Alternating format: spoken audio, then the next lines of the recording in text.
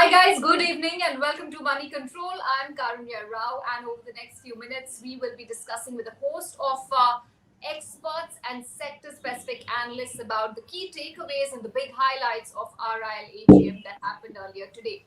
Joining me in this conversation is Mr. Nitin Sharma from MC Pro, Sachin Pal of MC Pro as well, along with Naveen Kulkarni of Axis Securities, and my colleague from Money Control, Nisha Podar. Thank you so much, guys, for joining in. Nisha, I want to start with you first. You've been tracking Reliance very closely for a very long time. What were the big things that stood out for you in today's speech? All right, Karunya, let's begin with the top 10 that I have on my list. While there were several announcements, the first one to go with is the goal of Reliance Industries to double their value by the year 2027. Apart from that, the big Geo 5G launch by Diwali of 2022 is something to be watched out for very closely. People are already looking out for the price, tariff, and all the other plans. Apart from that, remember in 5G journey, which starts with the launch in Diwali, the other important bit is the pan India coverage of the 5G network by December 2023. And remember, for this entire rollout, the group is spending 2 lakh crore rupees as part of investment, which of course includes the spectrum auctions as well. Then another point on the surprise announcement coming in the oil to chemical business of 75,000 crore rupees. Now remember last year in new energy, Mukesh Ambani had announced 75,000 crore rupees of investments, and people thought that that will be the focus area of investments. But now O2C came in as a big surprise. So the CAPEX cycle for the original flagship business of Reliance Industry really kickstarts. When it comes to retail, FMCG business launch this year is going to be important. In solar energy, remember 20 gigawatts of solar energy capacity to be built by the year 2025, mostly for captive need, is a big event that is going to really take place in the journey of Reliance Industries' new energy business. Meta as well as Geo platforms have also taken the occasion to launch GeoMart on WhatsApp, and that can have a huge amount of benefit for their entire reach in the retail market as well, retail business as well. Now, the biggest announcement that everybody wanted more understanding on was the succession plan. And that came out at the fag end of the speech where Mukesh Ambani spoke about his 2 decades of leadership at the helm of Reliance Industries, and now the next gen leaders really coming in. Akash Ambani, already the chairman of Reliance Jio Infocom, Isha Ambani, formally and has been already taking the executive roles, has been formally announced as the leader of Reliance Retail, and Anant Ambani has really joined the Yeah. new energy business. So these are the most important points. But one thing not to forget that Mukesh Ambani added in the end that he's right here and is going to be hands-on despite the new leaders being announced. Naveen, how has the street digested the whole host of announcements that were made today? And of course, leadership, 5G rollout, digital businesses, that were, of course, the big, focal points. But how do you think the markets will read into all of this?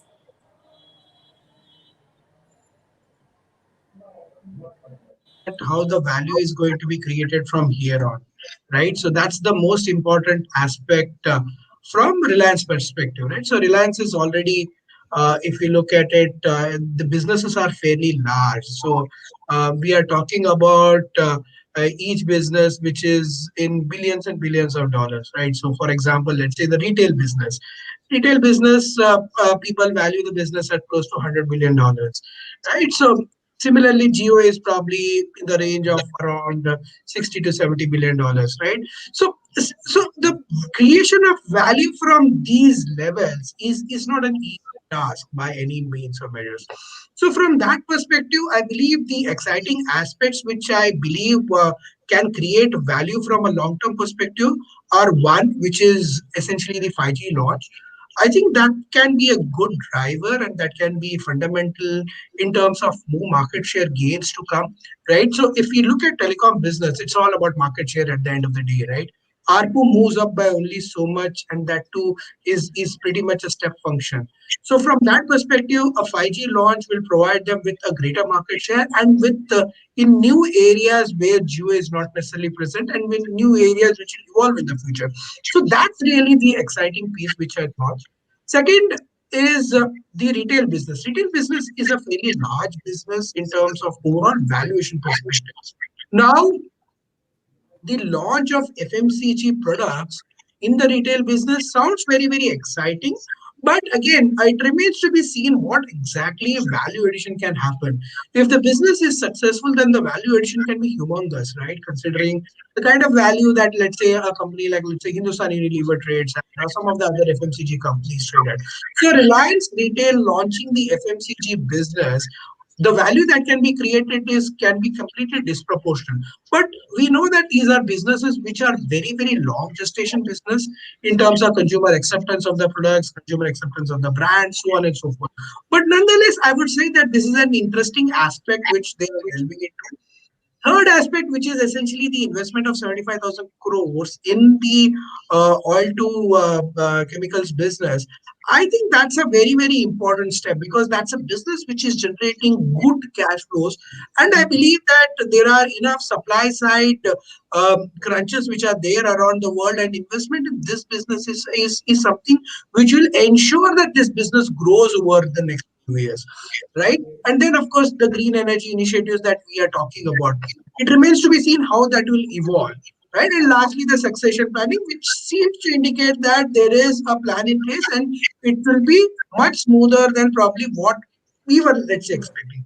So overall, if I were to put all these things in perspective, the takeaway, the broader takeaway that I have is that there are value creation engines which are being put in place, and of course the next leadership which needs to be groomed to take these value engines to the next level, I think are being put in place. Right. So overall, I would say that these announcements will be taken positively by the market. Of course, from here on, how the stock will react or tomorrow or a day after tomorrow remains to be seen. That's a different aspect altogether. But I would say that structurally and strategically sounded very, very logical and long-term thinking from Reliance point of view. Okay. I want to rope in Sachin here to talk a bit more about the 5G specifically. Sachin, they've earmarked a sum of 2 lakh crore in 5G network. And just to put things in perspective, if we look at Bharti Airtel, their entire market cap is 4 lakh crore right now. So, what is the kind of disruption that one should look forward to when it comes to the overall, not just rollout of 5G, but also expanding it?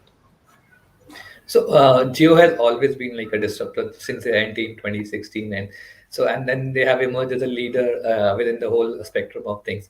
And now with 5G coming into play again, so the spectrum allocation just happened a few months back, and then with Diwali they are actually planning to roll out the services in metro cities, and subsequently roll out on a pan-India basis by December 20th. So this actually like the fastest rollout that would happen across on the street in terms of the 5G services. And the amount that's been pegged for these investments is 2 lakh crores, as you rightly mentioned. So in terms of the 5G services, so they are talking about a standalone 5G network, which is far from the competition, and the amount of services the standalone 5G offers is pretty uh, superior compared to the competitors which are planning to offer across on that scale. And the other thing aspect to watch out for is like once you transition the users across to the 5G network, so definitely the ARPUs of the companies are expected to gain benefit out of that over in the long run all, and that again is a positive for the shareholders. Right. So, Sachin, yes, that's coming in from 5G, but I was quite interested in their air fiber and some of the technologies that they had showcased.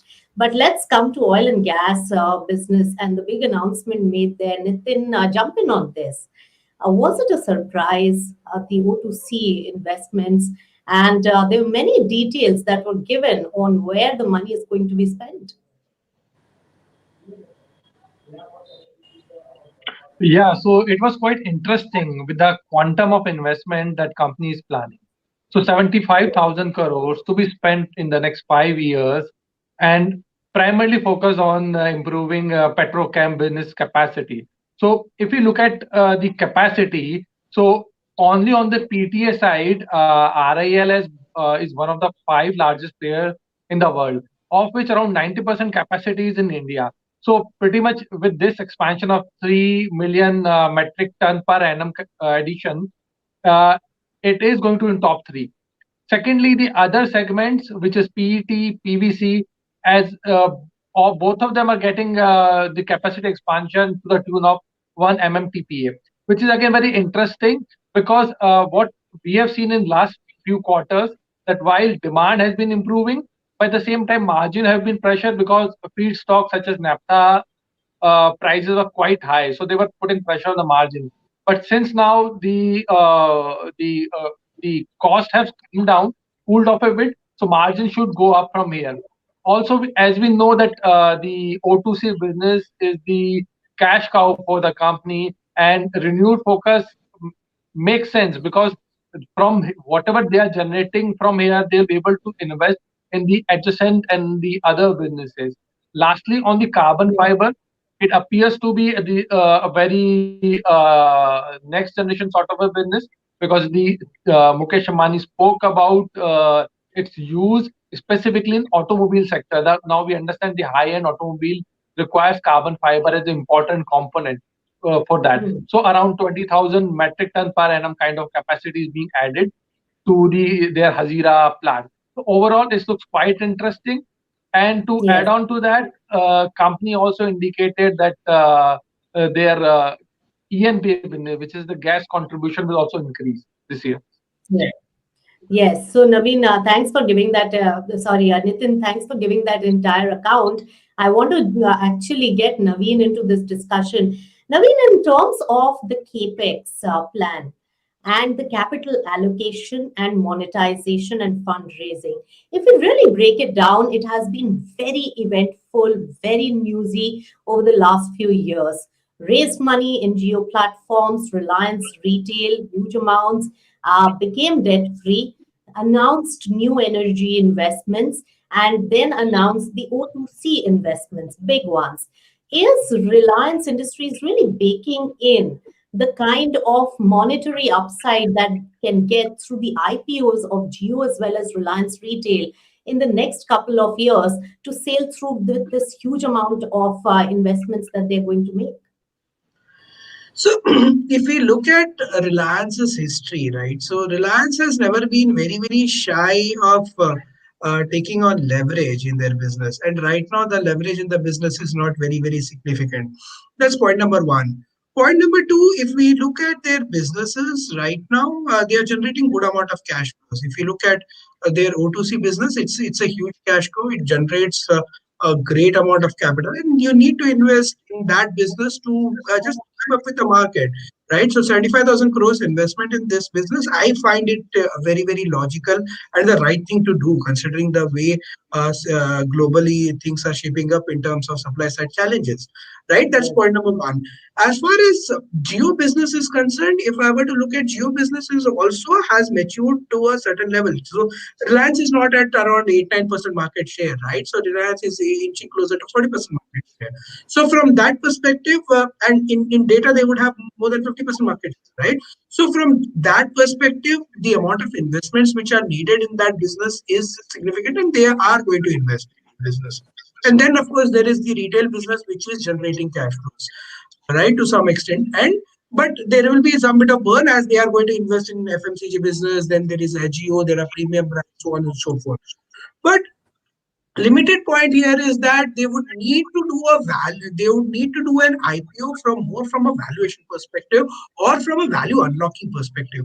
I don't Yeah. see they Reliance requiring I would say that capital per se to grow their business from an IPO deal at this point in time, right? So because if you look at the overall structure of the business, the capital can move across the businesses in the kind of structure that we are in today. Right? So from that perspective, it's slightly easier to do that. But of course, once the companies are listed, then the challenges are can be different, right? So from that perspective, I believe that it's the IPOs will be more from a value unlocking perspective, which the company will decide what will be the time frame. It could also be do with the succession planning, so on and so forth. But from a capital allocation perspective, I think they are still quite well settled in that manner. No, Naveen very rightly pointed out, but obviously, if you have value unlocking, your equity value on books will look much better, and your debt taking ability also becomes, even though Reliance Industries is comfortable right now.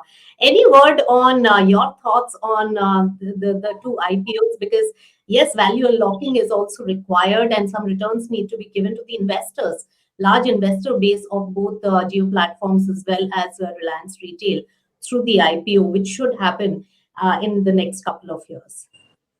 So my view is that probably next year the IPO seems unlikely, considering the challenges not just here but also of the world equity markets, and we are in a rising interest rate cycle. So capital is not going to be cheap globally also. So from that perspective, probably we might see an IPO in 2024, maybe not before. That is what I would. That would be my best guess at this point in time. But again, Reliance is capable of doing things that we analysts don't necessarily get it so easily. But I would say that not before 2024.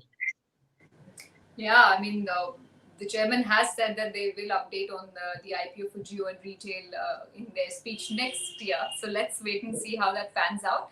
But Sachin, we want to talk about another big area of thrust, which is green energy. Of course, the green power segment is going to be a big growth engine for the company that has been made amply clear by the management time and again. And it's also going to double its new energy investment commitments. What is the potential that you see in this particular domain for the company, and as investors, what should we expect in the next few years? Yeah. So in terms of the new energy, like new energy has been hogging the limelight for the business in the last AGM as well, and it was the same set of things that again a big bang announcement that happened across in this AGM as well. So in terms of the investment that they have planned, that they have laid out, the company has already been on a very aggressive expansion spree, picking up investments in some of the battery companies across the US, the UK, the Netherlands, just to gain strength in terms of manufacturing of the technology, as well as the clean energy space, the storage space as well. The other aspect is that apart from the battery, they have also invested in a couple of other companies which are into different segments. So something like an REC, which is a solar module manufacturer, something like a Sterling and Wilson Energy, which is a leading EPC solutions provider.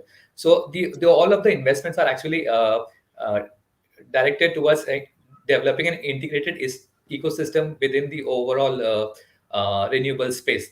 And as we all know that renewables is one of the key focus areas globally, not just in India, and governments as well as private investments are getting directed towards that to a very large extent. So Reliance is actually planning to capitalize on that opportunity through these investments, as well as they're also planning to set up a gigafactory domestically, and that would cover a lot of parts of the entire value chain of these ecosystems, say from batteries to photovoltaic cells to the solar panels and other different aspects of the value chain.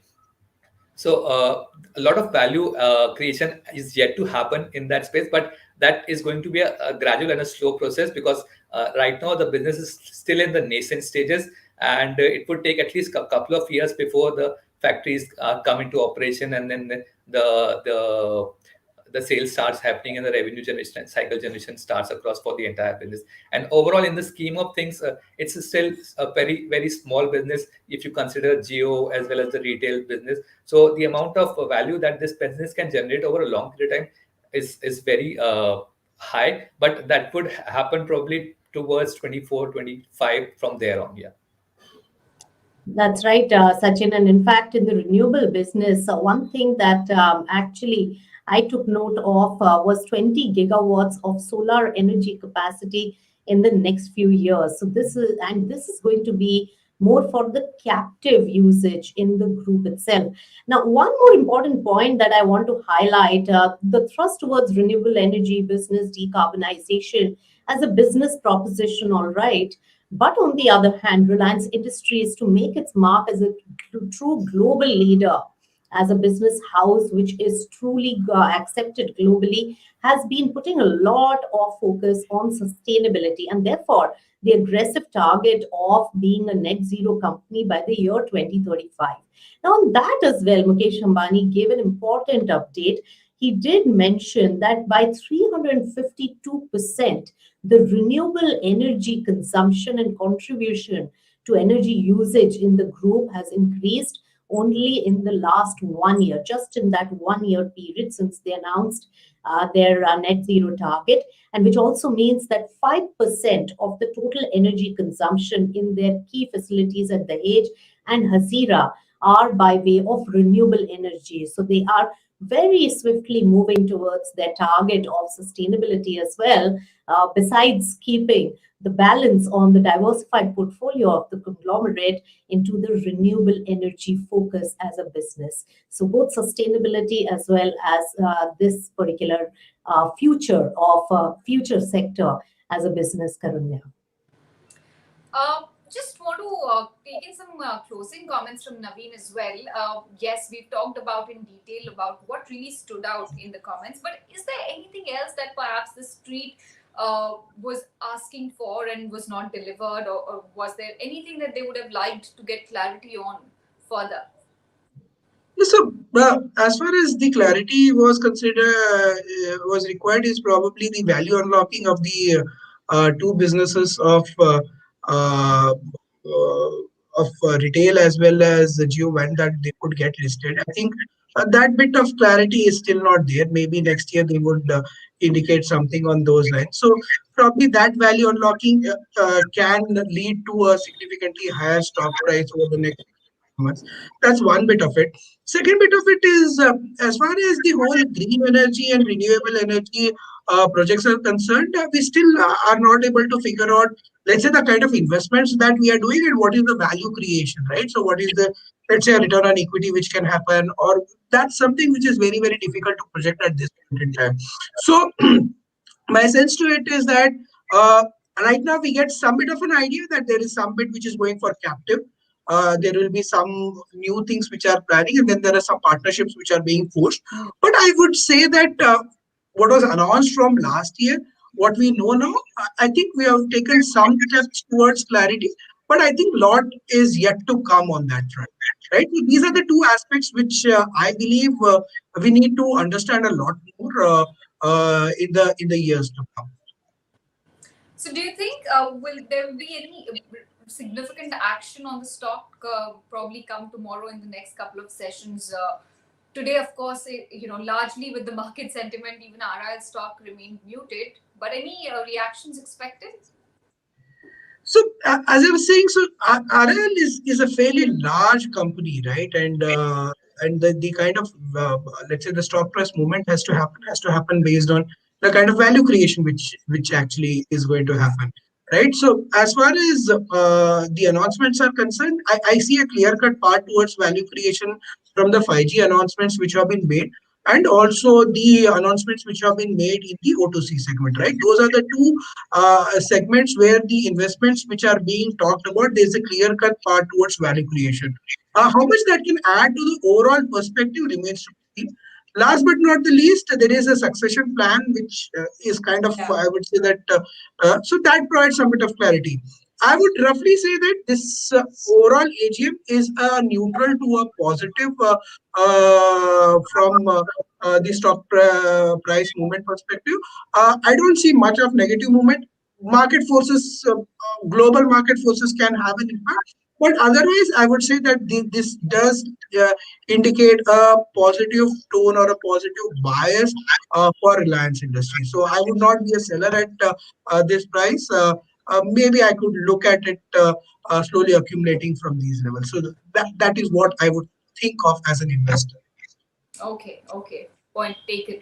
Nitin, want to get in your comments as well before we wrap.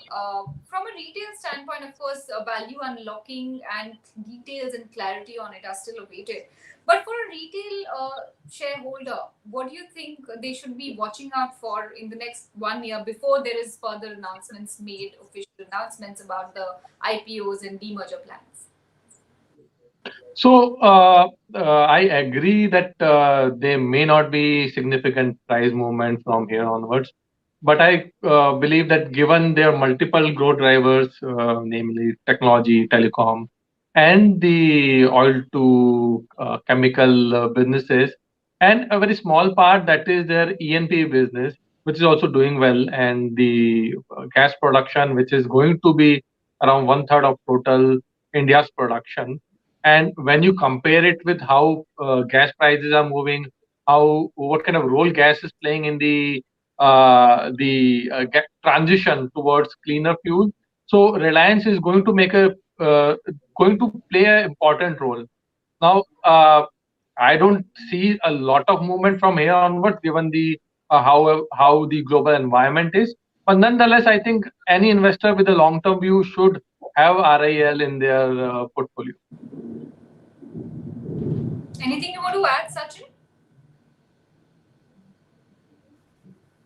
Yeah, so agree with like the Naveen as well as Nitin, mostly on the bits. In terms of like the global market forces and the macro environment is quite fragile at this point of time. So, but Reliance has a business, the oil to chemical business is in fairly good state at this point of time. The Geo is again a very cash cow business. Retail is doing well, and these three businesses combined have a very stable and a resilient portfolio. So. The stock should do decent from here on. Okay, guys, thank you so much then for giving us a 360-degree view of what's happening at Reliance, the big announcements made today at the RIL AGM. And Nisha, thanks as well for your inputs, like always. With that, guys, we're going to wrap it up. Thank you for tuning in.